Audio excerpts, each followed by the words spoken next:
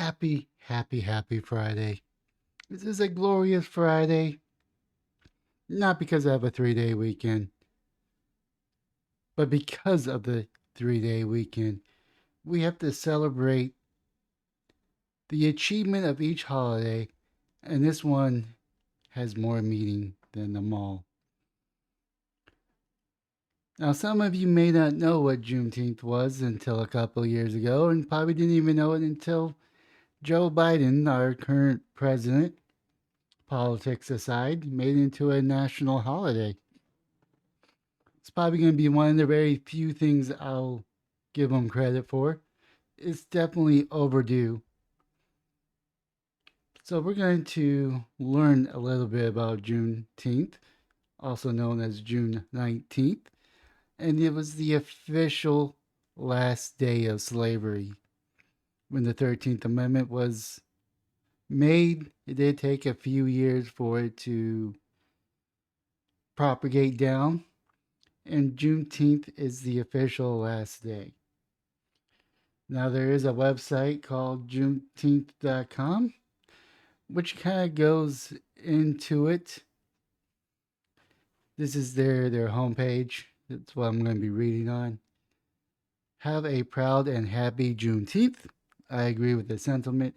Juneteenth is the oldest nationally celebrated commemoration of the ending of slavery in the United States.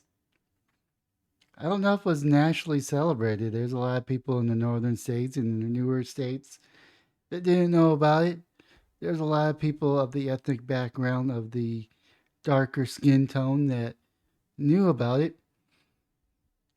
But I'll continue on reading from the Galveston, Texas origins in 1865, the observance of June 19 as a African American Emancipation Day has spread across the United States and beyond. Today, Juneteenth commemorates African Americans' freedom and emphasizes education and the achievement. It's a day, it's a week, in some areas, a month marked with celebration, guest speakers, picnics, and family gatherings.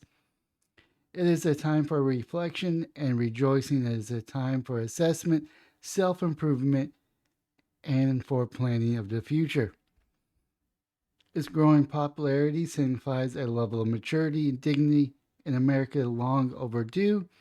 In cities across the country, people of all races, nationalities, and religions are joining hands to truthfully acknowledge a period in our history that shaped and continues to influence our society today.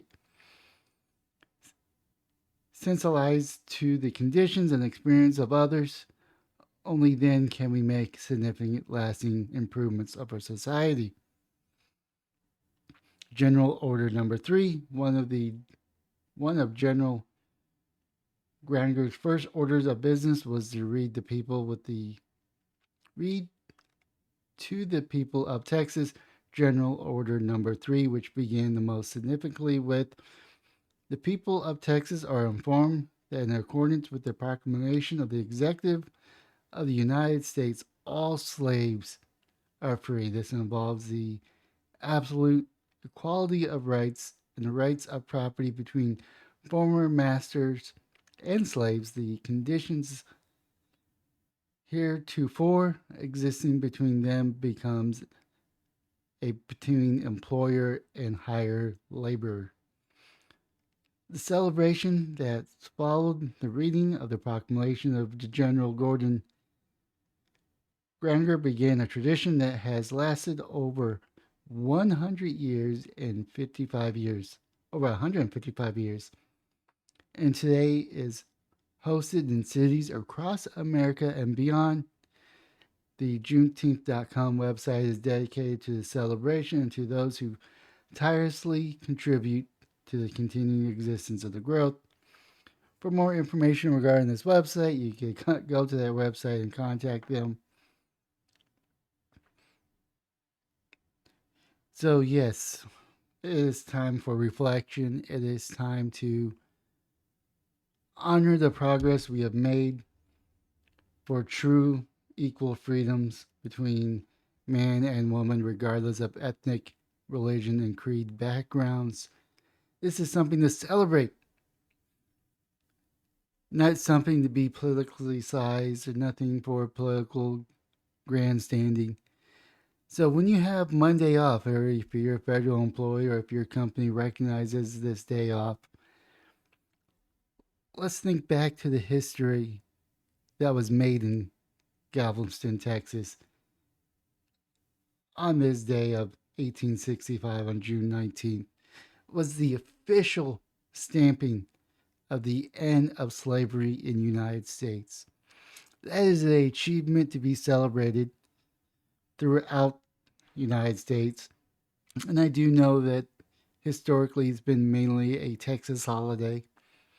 And then in 1977 or 1980 is when Texas made it into a Texas holiday.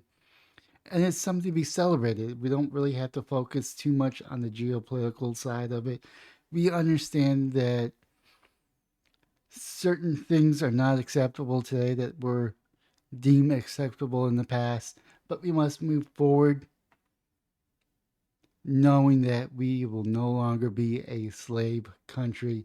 And that ended in 1865 when the Union Army marched into Galveston, the southern tip of Texas, one of the southern tips of Texas, and freed 200, it was at 250,000 slaves. We no longer became, we were no longer a slave country at that time officially. And that's something to celebrate. Yes, I understand there's a race component to it, but let's not focus on the race component and focus on the positive side. Look how far we have come. Now, on that day of 1865, June 19th, it wasn't a perfect solution by all means, but it was a way to fix an injustice on a group of people. And it wasn't solved then, and it's not solved today. And all we could do is look at the progress and focus on the progress that we've made and celebrate the fact that we are working towards a more just society. With that being said, leave a comment down below on what your thoughts are. Smash the like and subscribe button on any all platforms. But enjoy this holiday for what it is. Celebrate the ending of the United States being a slave country. So when you go have that jubilee of celebration, going to the barbecue, or even a get together, or even observing the holiday with special guests with our events, keep in mind we were a different country back then. We probably weren't the best country, but we're still every day striving to become a better America. So I want you to focus on that. I really do want to focus on that because it's not about politics at the end of the day. It's not about one group against another group. It is about progress and becoming a better America.